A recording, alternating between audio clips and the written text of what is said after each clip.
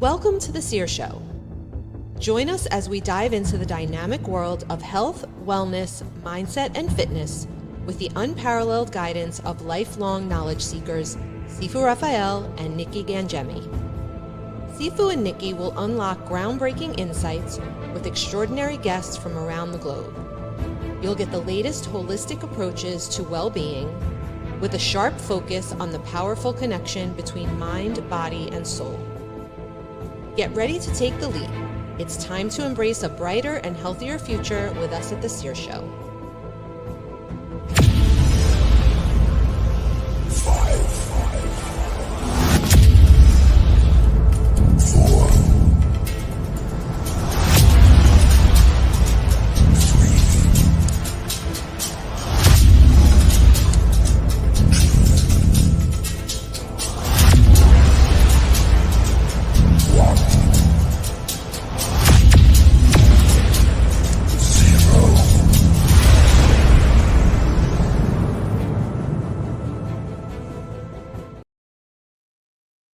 Good morning, Nikki. How are you? Good morning, Sifu. I'm excellent. How are you doing? I am exceptional and getting better every day. Yes, you are. I love it. I am excited for today's show. We have an incredible guest. We had another guest. Unfortunately, they had a death in the family. So sending prayers to Ray. I know his grandma. He loved her so much. And, you know, sometimes in life things happen. And I know when things clear up for him, I'm sure he'll be back with us. So I just wanted to send out some prayers to him and his family. And but today's topic is really an interesting one, and we have an exceptional human being who's going to be joining us. So without further ado, let's bring Lena in. Good morning, Lena. How are you? Good morning. I'm doing great. Thank you for having me. Oh my gosh, I'm excited. Yes, I love our topic. It's going to be a good one. Mm-hmm. And if you think about it, we're talking about money. And who does not love money? A lot of people. I was going to say a lot of people. They run from it. Listen, money does not grow on trees unless you produce things that are made from trees, right? Like I have a wood shop, so I create things made from trees. But people like, for example, listen, this book, the paper came from a tree. So does money grow on trees or can we use the trees to make money? That's the deal. So it's what you think and how you think. It's all your mindset. So money for me does grow on trees, especially when I'm creating some fine furniture. I love that. I love that. Yeah. Money is energy. Yes. Mm-hmm. And I love energy, so therefore I love money. Yes, there we go. It is safe to love money.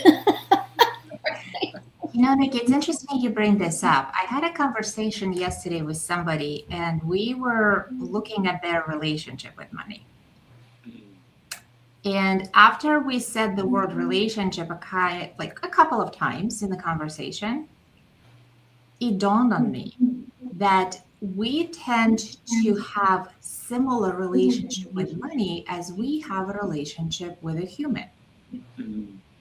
So going back to my psychology days, we talked about 3 types of relationship: avoidant, anxious, or safe.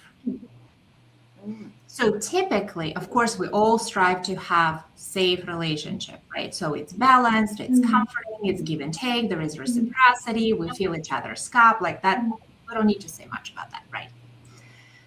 Avoidant relationship is usually when you had a negative experience and now you are so anxious and scared to repeat it, you distance yourself, you avoid it. There are so many people who have like a nasty breakup, and it could be early on, like it could be in childhood, like middle school. And all of a sudden they develop this really avoidant relationship where they're like, you know what? if I don't get my hopes up, I'm not going to get disappointed. The other side of that spectrum is that clingy relationship where there was an element of betrayal, abandonment, and now the person is craving for their deep life. So if we think about our relationship with money, we probably can track it back to our early experiences to help us excavate and kind of get additional clarity around, okay, where am I on this spectrum between avoiding to protect myself? And that's the people who are like, oh, I don't need much. Oh, but I paid my bills. I'm all good. All the way to the anxiety of somebody constantly running to the bank, constantly checking their balances, constantly like balancing their books, like this urgent, anxious energy. Just a thought. It's fascinating. And what about the safe? You brought up safety as well. So it's the avoidant, the anxious, and then the safe. What does that look like? So safety is what we strive for, right? It's a happy medium where we feel secure, where we feel confident. And I love to call it calm confidence, where you don't have to bang on your chest. I think, you know, you're in healthy relationships. I met Sifu's significant other. That is a safe relationship. They're present. They are supporting each other, yet each has their own energy space. Each has fulfilling life. Neither one is the better half. Each of them is whole. And so instead of completing each other, they're complementing each other. How does it translate into money? You understand and respect money. You treat it as you treat a friend. Money feels safe. So it comes and actually chooses to stay and perhaps bring its friends. So you have this really healthy exchange where, like, look, money, I understand you need to go and pay for my cable bill, but I'm excited for you to come back. And, you know, then we can hang out and build a fireplace and make marshmallows. I love that. I love the concept of community, right? Because the bigger our community, the more conversations we can have in different kinds of conversations. So I like the community of money because you talked about, and I'm going to send you out. I'm going to have you come back. And on Shark Tank, we all know Mr. Wonderful. He loves talking about, he sends all his little army guys to go out there and capture others and come back, right? Not necessarily as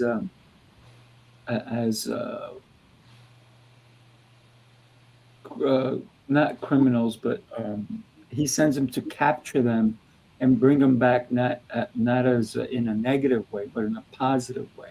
Harvesting. To recruit, if you will, right? To recruit, so that and that's called investing. That's called return on your investment, right? So if I spend $10 and you're going to give me $30 every time I spend $10 with you, I'm going to send you lots of 10s, right? Yeah, have all my 10s. I don't want any 10s. I'm going to give them all to you. But a lot of people don't understand that. And I love what you talked about, relationships. Because if you got burnt in the 8th grade by somebody that you really had your heart set on, and then now you think everybody's exactly like that, you're going to get burnt every time. So therefore, you will always suffer in relationships. And the same things come with money, right? I love this conversation because at one point I'm going to share with you what I taught my children about money, but we'll do that a little later. Oh, I'm excited to hear that. It's a beautiful story. I think I have an idea. It's a really great story. Yeah. But Sifu, I'll share an experience I had recently. I visited an elderly relative. And my gosh, some of those money beliefs, they go deep. They go deep. So we actually started talking about the want versus the need the entitlement versus worthiness. Of course, the economy, what you should do with money. And so the person goes, come, I'll show you something. So they lead me to the second floor and we go into their walk-in closet. And then they remove a secret door. I'm like, oh my God, where's the camera when you need one? We go into like a secret hideaway. It's almost like a panic room. And there is a safe. And I'm like, oh, wow. Like, what are we going to see? So, of course, I'm a girl, right? I'm like thinking tiaras, necklaces, like bling. So they open that safe and there is cash, like stacks of cash in there. The first thing that I noticed is when they opened that safe, there was like this woof of like a very stuffy, weird air that came out. And the thought that came to my mind is, my gosh, this poor money feels so caged. It is sitting in this locked up, stinky metal box, suffocating. Of course, it's not growing. It has no sunlight, no oxygen, no nurturing. It just sits and wilters like a flower that you don't attend to. The owner of the safe had a different perspective, but I just had to share. You know what happened? Those dollar bills or whatever they were, hundreds or 20s or 10s, they were prisoners. Yes. They were prisoners and they did not see, and they didn't even get to go to the yard. These prisoners get to go to the yard. It was a hostage situation, I have to say. Yeah, he was holding. You reminded me of someone, and this conversation was had yesterday, but it's been had many times. Old-fashioned, older people who don't understand money and they think they have to hoard it, if you will. Yeah. When my fiance's mom passed away, she went there to help her stepdad clean out and everything. They went through all the drawers and cleaning out to donate the clothing and all that. And she found thousands and thousands and thousands of dollars in different drawers, different spots, envelopes here, there. And she was like, oh my gosh, what am I going to do? So, of course, she's not going to put it in her pocket. So she gave it to her stepdad. She goes, this is all the money I found in mom's stuff. So he's like, oh my gosh. And then, so he had a thought, oh, she didn't trust me, so she hid it. No, because it wasn't about trust. It was about, she forgot it, she put it somewhere, she put it in an envelope, maybe somebody gave her money, she put it in an envelope, put it in a drawer, put it underneath other clothing, forgot it was there. And that happens with anybody who has older parents or so forth. So last week I went to a funeral, and the young lady that we were there for, her dad passed away. And she's talking about, they found money and this and that. And now she went to clean out his drawers. Same thing, found tons of money. She goes, oh my God, so much money we found. She goes, wait a minute. We didn't even go through my mom's stuff. She passed a year earlier. So now she's like, oh, I wonder how much money I'm going to find there. So when we think about it, can we take what we make now with us when we pass? Obviously not. Because they didn't. They left it behind. So instead of just leaving it behind in a drawer, for anybody who's listening and you have stuff in your drawers, put it in a trust. Put it somewhere where it's going to build some money for your children, grandchildren. Heck, send it to me. I'll handle it for you. You know, send it to Nikki, send it to Lena. We'll help you guys out. I would love to help people, because here is one thing, and this is something that I don't know that we talked much about. Yes, Leon, so many little envelopes. Money and abundance is not one and the same. Money and feeling wealthy is not one and the same. It's a mindset. I had a conversation with a person a couple months ago, and it's an established business owner, and they're kind of at that revenue plateau phase when they just keep putting a lot of effort and not getting equal return, right? So like their ROE, return on energy, is not really feeding their ROI. Right. And so in like this moment of desperation, she goes, if I can just hit this number and have it deposited to my account, I would feel so amazing. And I said, no, you won't. She said, what do you mean? I said, no, you won't. Because if you did, you would. What would happen if that money was deposited to your account? Person got very quiet. She goes, you're right, I wouldn't. Because I would be treated as a cash cow in my family. That is the dominant intent. That is the main frequency that person mindset is operating on. That it's safer for me to have less. Therefore, I will not be taken advantage of. This is the avoidant relationship with money. I don't want to get hurt. I don't want to get disappointed. So I would rather keep it at the arm's length and not even. And listen, I'm not a saint. I don't walk on water. I have my personal trash stories. When I was little, we're talking little, like 5, 6 years old, I wanted to have a puppy in the worst way. Like I was obsessed with having a dog. My mom is afraid of animals, like literally actual phobia. But she wanted to meet halfway. So with best intentions, for Christmas, they got me a plush toy puppy. Well, that was one of the biggest disappointments of my childhood. Now, I was 5. I didn't process. It just imprinted. But the message was, I ask, I don't receive. I don't want to feel that way. I'm not going to ask. Took years for my husband to dig up this story because he was going nuts for years saying, what do you want for Christmas? What do you want for birthday? And I'm like, nothing. I want nothing. I want nothing. And he's like, you're weird.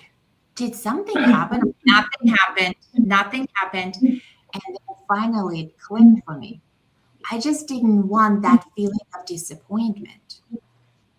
And to this day, I am probably the worst person to surprise because I get this deer in a headlight look. I'm like, don't surprise me. Let's plan it. So those stories go back. So that's the avoidant relationship. So, Lena, it just tells me that you liked planned surprises. They're like kids. They're like, how when they were little and they would like jump out and try to scare you? Yeah. I was like, you do it one more time, we're looking for a forever home for you. That's funny. And I would guess that you don't have, you mentioned the plush puppy, that was a disappointment. That I would guess that you don't have fake plants in your house like I do, that you have the real plants that you need to have sunlight and water for. I do love real plants. I really do. And to me, that's the difference between life energy and presence of the absence. I'm one of those people, if you send me a text message, I will reply with a voice note. Like if you're my friend, I'm not going to send you happy birthday. I'm going to leave a singing happy birthday message because our voice carries a frequency. And we can tune in and get an idea what the person actually means versus what they're typing. I tell my clients all the time, leave me a voice note. Whether you're having an amazing win or you're about to file bankruptcy, I need you to leave me a voice note. Don't type. Yeah. You want to feel that energy. Mm-hmm. Well, and you know what? Energy is everywhere. But I think that it has become such a cliche that people almost like glaze over it. And that's why I use a lot of analogies, because if we think of money as something that is near and dear to us, puppies, always puppies. How do you treat your puppy? You take care of it, right? Like you don't want it running around and pissing on your neighbor's yard and getting in trouble and chewing on the wires, right? You're taking care of it. Now, if you have a large breed, like we have Dobermans, you probably want to have a trainer to help tame them so that they are not a liability. They're actually a member of the family. Think of your money this way. You don't have to know everything there is to know. There are money trainers, advisors, wealth coaches, tax strategists. If you don't know how to do something, look for your who. If you don't know how to train your Doberman, you're going to find the who, the trainer. Same concept with money. Yeah. That's a great point. The fact of training, right? You know, I'm a personal trainer. I train people in all different aspects. And it's very interesting when I see people who come to train with me and they're YouTube trained. I'm like, wow, you are so amazing. And you're doing that wrong. And you're going to hurt yourself. It's true. And the same thing comes with money. If you don't understand it, you're going to get burned. Mm-hmm. Right. And so a lot of people, and you can talk to us about this, Lena. Why is it important for someone to hire someone like yourself, or anybody who deals with money on a regular basis, who understands money, and they actually have to pay someone to help them with money? So wait a minute. They have to pay to make. Interesting concept. Reciprocity. So if you think about it, why do we hire a trainer? To get better, right? What is the responsibility of the coach? It's to improve your game. So I think a lot of people feel that asking for help is a sign of weakness. Like that is such a testament to your strength, because I actually say when you are interviewing a coach to potentially hire them and they don't have a coach, be careful, because that person is becoming stale. They're not developing. They're probably not going to be as effective helping you. The reason having somebody in your corner to help you untangle money stories is so critical is because a lot of those stories don't come with a name tag. Hi, I'm here to sabotage you. As the matter of fact, most of the money blocks are highly strategic, very intelligent, and exceptionally normalized. Mm-hmm. So a lot of times, they're the quiet resistance creators that you don't even think are the problem. And it usually takes somebody, a bystander, to ask you questions for you to say, wait a minute, actually, that doesn't really serve me now, does it? I'll use myself as an example. I use the same scenario teaching my workshops over and over, talking about how if we repeat a thought enough times, we literally give it density and create a belief. And it doesn't matter if it's a positive thought or a negative thought, it will convert into belief. The difference will be it's either the stepping stone or a block, a limiting belief. And I said, for example, I went for years saying, I hate sale. I suck at sale. And I said it enough times that I believed it. And then I paused. People thought my Zoom froze. But I was like, wait a minute. I've been saying it for years. And now it is so solid that many times, even when the person is trying to enroll with me, I would sometimes throw them out because I so much believe that I'm terrible at sales. So what did I do? I hired a sales coach.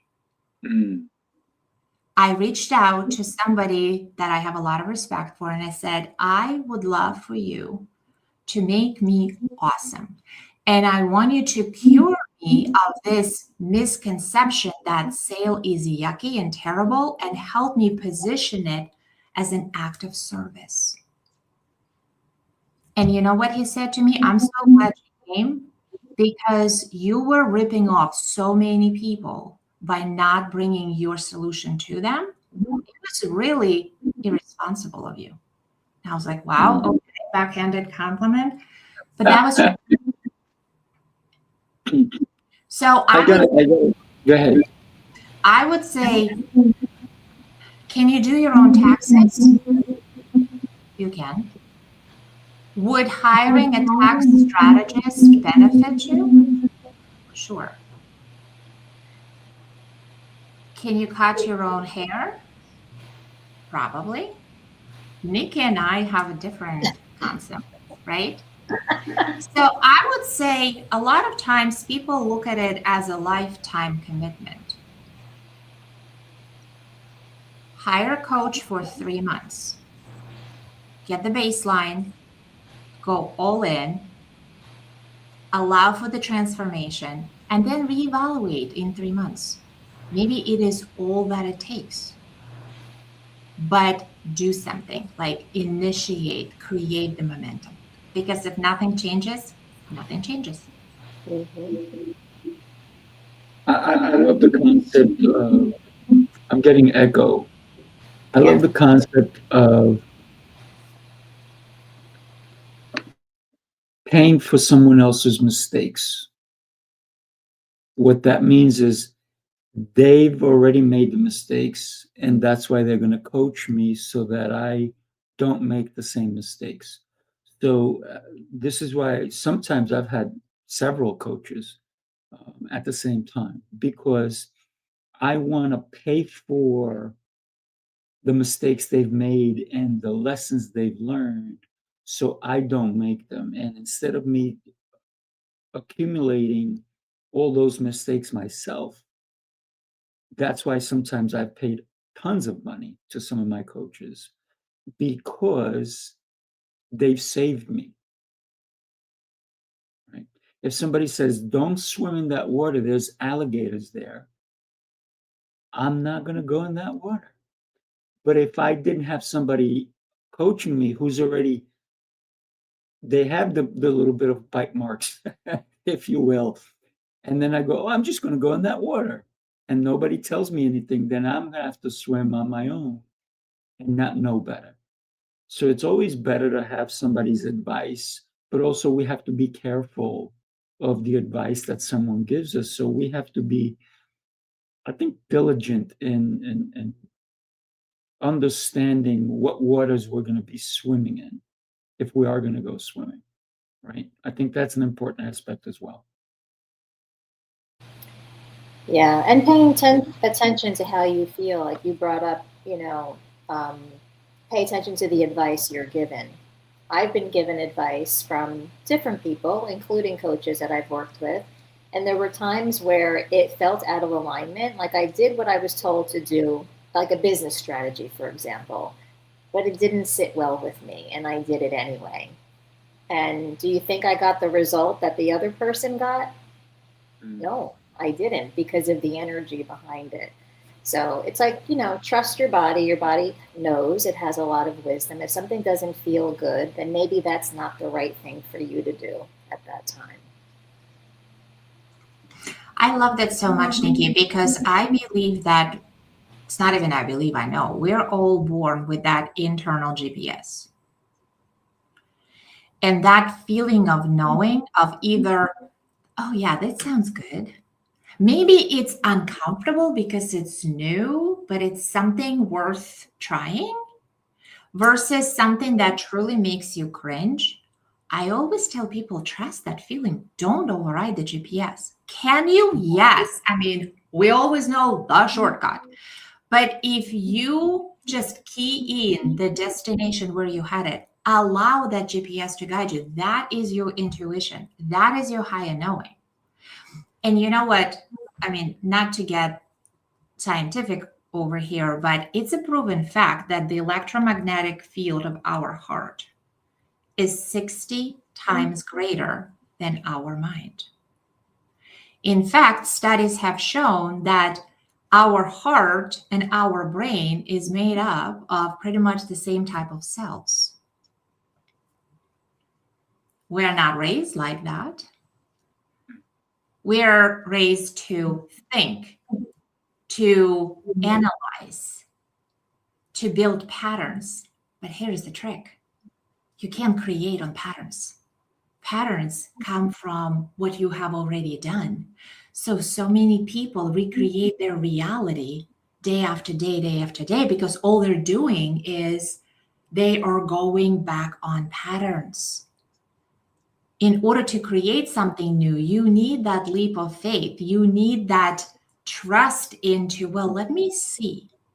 And that's the thing. I feel like as a society, especially, Western society, we're so afraid to fail.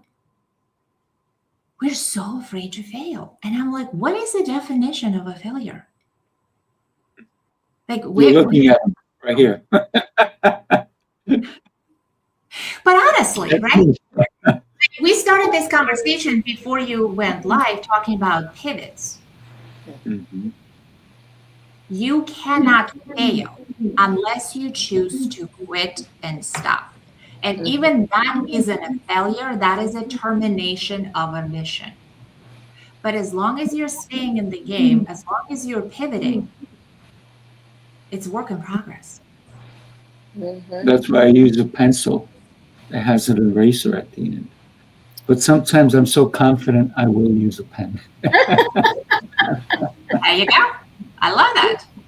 So, yeah, we were talking about pivoting, and I want to just jump on it really quick, because when we set our mind to do something and we have conviction behind it, we have determination, we're committed, we go in. But when something stops everything and we think we have to pivot, we chase what's the fastest thing to get back to where we were. And somebody who was in the fitness industry lost their position. And what they did is, because they were hyping up what fitness really is, eating right, working out constantly, and they pivoted to selling fast food, to not caring about the people they're actually serving. Maybe they do care, but their main target now is, I need to reclaim my money aspects, because I still have to live. Yes, I lost my other business, but now I have to go ahead and consider, I have a mortgage, I have kids, whatever it is that they have to consider. And they say, what's the fastest way for me to maintain what I lost? And therefore, I'm just going to do whatever in order to reclaim that. So sometimes we pivot without long-term ideas or effects, because we go back, like you talked about, the pattern of what I used to do. And in the past, that's what they used to do. So they fell back onto what they used to do, instead of, how can I pivot to become better? I don't know that that's huge. It, to me, it sounds like a panic. Yeah. And listen, There is no judgment whatsoever here. As a matter of fact, I am wearing my panic. So this was my first business that I had to fold. It was custom jewelry.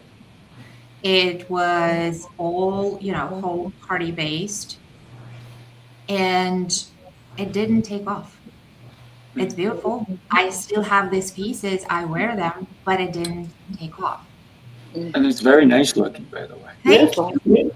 It's actually beautiful. Now, there was a moment where I felt like I'm just going to sell it off. Like, I don't want to see it. I want to erase it. It's a failure. Mhm. And then I realized that she is the one who created me. And what she has gone through, not all of it was terrible. So there were some beautiful parties. There were some incredible friends reunions over these pieces, like girlfriends coming together, having fantastic time. So not all of it was bad. But what she taught me was how to pivot, meaning decide what you love, recognize that what's not working is just a point of clarity. That's the universal law of contrast. We gain clarity when we realize that this is something we don't want. And then we can decide where we pivot to what we do want. Unfortunately, right now, and I talk a lot about it lately, we have an epidemic lately of I don't want tos. We have thousands, tens of thousands of people walking around speaking into existence what they don't want. I don't want this. I don't like that. I don't appreciate this. And by law, when you put so much energy towards something, it has no choice but to grow. Because energy expands. So if our focus is on what we don't want, we're going to grow it. So to me, the pivot is, okay, you feel the contrast. It's kind of like if you are outside and you feel chilly. That's the point of clarity.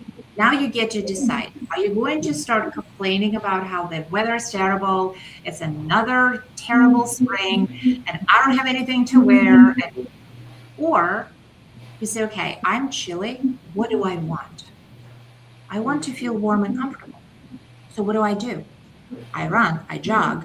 Maybe I go inside and get a jacket. Maybe I grab a cup of coffee. But you then take action towards what you want. So for somebody who is in health and wellness industry, and let's say their current model served its purpose, it didn't fail. It served its purpose. What I would love for them to consider is what did they love about it? And then pivot, not panic, pivot to how they can bring more of that back into their life and lives of others who are absolutely looking for their expertise in health and wellness. That is a great point. Pivot and not panic. I remember one of the first pivots I made was from acting to teaching. Acting was something that I wanted to do since I was a kid. I moved out to LA at 23 to give myself a shot.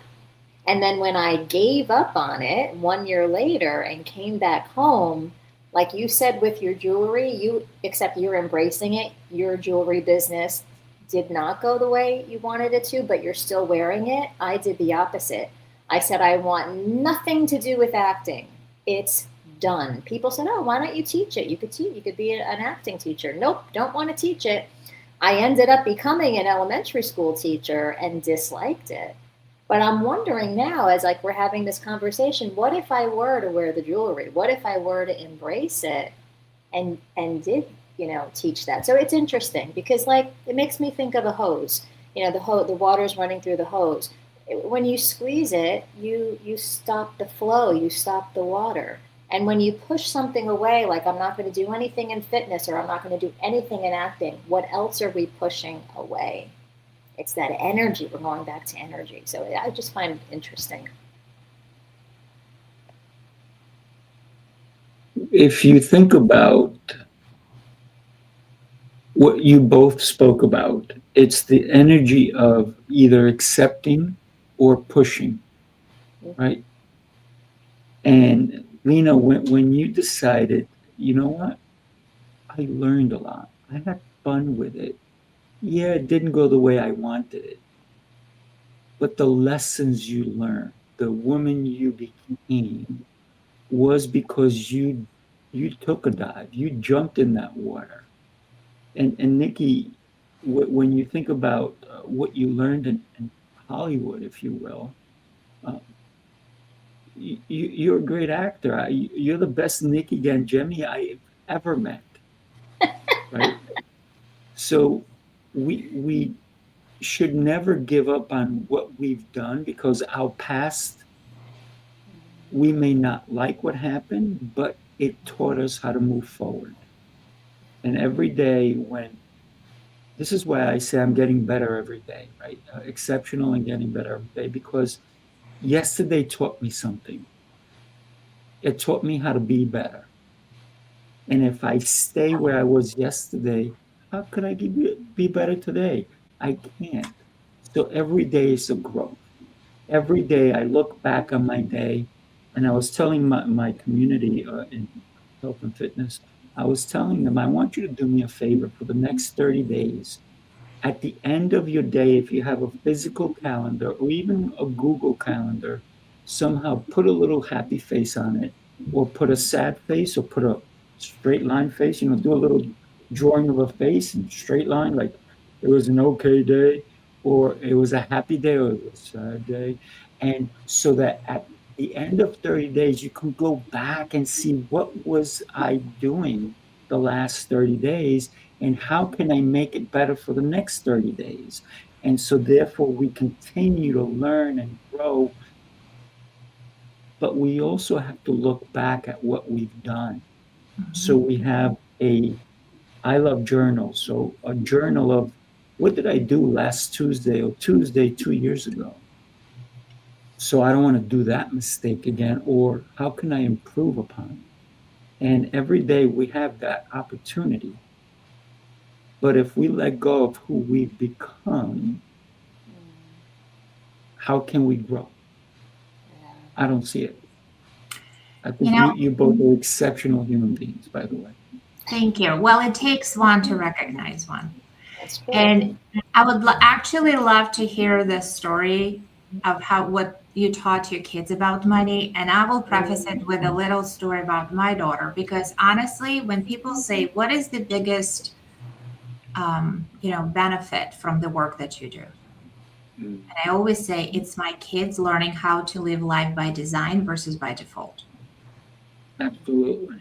So I have a 16-year-old, and summer is coming, so she's looking to pick up several summer jobs. And we have a local Mexican restaurant that is family owned. With all of the beauty and all of the chaos of a small, privately family owned food business. Enough said. She got a temp job as a hostess. Yesterday was her second day. Yesterday was Taco Tuesday on Cinco de Mayo. Busy. So she went to school, right? I mean, she's a junior in high school. So she went to school. She left school, drove right to the restaurant, changed in the bathroom, and got right on the floor. And when you work for a small family business, it doesn't matter what your title is. You are the hostess, but also you fold the silverware, you wash the menu, you help in the kitchen, which, by the way, the entire staff in the kitchen only speaks Spanish. She doesn't speak a lick of Spanish. She got home last night at 11 o'clock. 11 o'clock at night. I looked at her and said, how did it go? She goes, Mom, it was insane. I don't know how I survived. There were people who were so nice, and they were people who yelled in my face like I have never been yelled at in my life. We had DoorDash drivers standing like wrapping around the building. We had people waiting for hours. At some point, I had to run into the kitchen and cry behind the dishwasher so nobody could see me. I said, so what's the verdict? She goes, it was amazing. I felt like such a part of the family. They all supported me. They gave me high fives. I cannot wait to go back. Now, mind you, as a hostess, she makes minimal wage. She makes no tips. So it's not that volume monetized in tips like it did for her brother, who is a waiter there. But when she got home, she was like, it was amazing. Was it? I had to like swallow back tears. I'm like, okay, I want to talk to that person who yelled at my kid because we might actually have to throat punch. But she was like, Mom, you know what? The entire restaurant felt bad for me and eyed her like, what are you doing yelling at a kid over a taco, right? It was a mindset. And when I was telling my husband this, I'm like, what do you think? Should she be going back? He's like, yes. This is the person who I would consider to be my co-pilot because she is going to land the plane. Does she need the money? No. Does she want to be part of that experience of that team? Yes. And maybe one day, I don't know, she'll own a restaurant or maybe she'll never work in a restaurant business. But it was such an interesting experience for me as a mother because I was standing there mortified, taking it all in. And I was like, what's the verdict? It was amazing. Okay.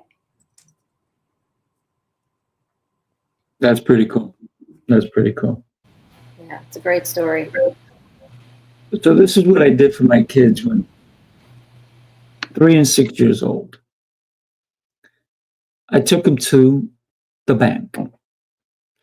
And the bank used to give out little piggy banks. And I got 4 piggy banks for each of them. At the same time, I opened up 4 accounts for each of them. So you can only imagine that the person helping us was patient because I told them what I was going to do. I said, I need to open up 8 accounts today. And each one is for these different, each one is for each of these kids. Okay. We go home and I tell the kids, these are yours. Let's have some fun. We did arts and crafts, glue, coloring, paper. They covered each piggy bank and made it their own. And I said, each piggy bank is special. Each one has to have a title and it has to have a purpose. And each one is, and they're like, why do we have 4, Dad? Why couldn't we just get 1? I said, because each one is special. So the first one is for savings. That's number 1. Number 2, investing. Number 3, tithing. What is tithing? When you give money away. Oh, why am I going to give my money away? And I got to put in a piggy bank and then give it away? Dad, that's crazy. I said, wait. The 4th one, for fun. The fun, that's the one. Can we put a lot of money in the fun one? I'm like, no. So on your birthday or whenever, Christmas, any holidays, even if I give you money, you have to split it 4 ways. If I give you $20, 5 goes in each. If I give you $10, you got to figure it out. So now they were doing math in their heads. Because also when I drove with them, I gave them the times table. They had another times table. So they would have to understand everything about math. And then one of my sons now, he's going to be 22, could retire at this point. He calls me up and goes, Dad, I got another sports car. I'm like, what are you doing? You have so many sports cars. I said, what are you doing? He goes, Dad, don't worry. That's with my fun money.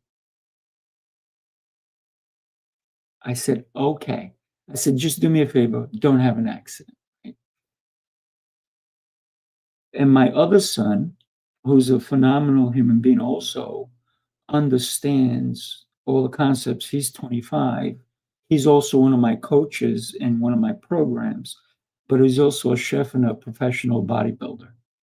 And so they both understood the concept of the 4 piggy banks. They still use that concept today. So they do donate. They do. Obviously, my other one is he works 5 to 45 minutes a day. That's all he does. He does day trading. Guess what? He understands money. So when we think about what we can teach our kids, we need to teach them what they don't teach in school. Did anybody here ever learn anything about money in school? Probably not. Unless you went for an accounting class and all they told you is how to help somebody else's money, not your own. So think about that. And with that, I know we are at the top of the hour. We got a boogie because I have another show, believe it or not. So, Lena, before we go, I would love for somebody to, we're going to put your information across the screen, and then you have about 45 seconds. Tell us why somebody should connect with you. I will share this thought that actually a friend of mine told me, and I now throw it around like confetti. You cannot build a 7-figure business on a $7 mindset. So if you are awesome and you are looking to become awesomer, I would love to be in your corner, and I would love to build that additional space for more opportunities, higher caliber business, just more abundance to come in without more effort. Because if effort equaled output, our public school teachers and construction workers would have been driving Maseratis. That's it for me. I love it. I love it. Nikki, you're up. That's great. Thank you, Sifu. And I'm Nikki Gangemi, personal trainer for your mind, working with those high achievers who struggle with overthinking and put a lot of pressure on themselves. I have helped you to stop those patterns that are running the show so that you can lead with calm, confidence, and clarity. And I'll turn it over to you, Sifu. Well, I'm Sifu Rafael. What can I say? If you ever want to get on a show, I do happen to only have about 10, just about 10. I also put you on stages. We do live events and so forth. I'd love for you to have a conversation. And when it comes to business, I love business because I have so many of them, right? And for me, it's my goal in life is how can I help? And when God put it on my mind, day in and day out, he said, you have to help as many people as you can in whatever capacity they need. So that's where I am. And that's who I am. Thank you, everybody. God bless. I got to run to my next show because, yes, I do have that many. Abundance. God bless you, everybody. Bye.